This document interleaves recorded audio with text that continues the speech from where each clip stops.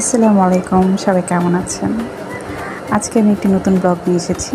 খুব মজাদার একটি খাবার, সেটা হচ্ছে কাচকি মাছের শুটকি ভর্তা। তো এই রেসিপিটা আমি শুরু করলাম।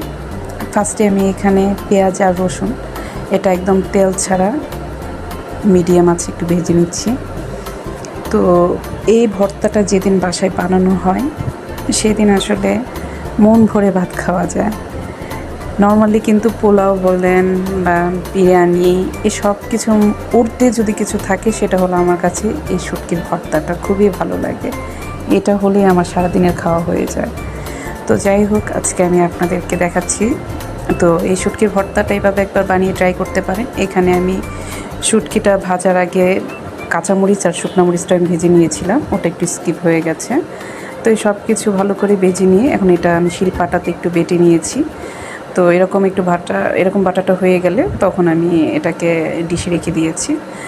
তো এই ভর্তাটা যদি একবার বানিয়ে দেখেন, সত্যি বলছি খুবই মজাদার একটা ভর্তা, খুবই পছন্দ হবে। তো ঠিক আছে, সবাই ভালো থাকবেন। আল্লাহ হাফেজ।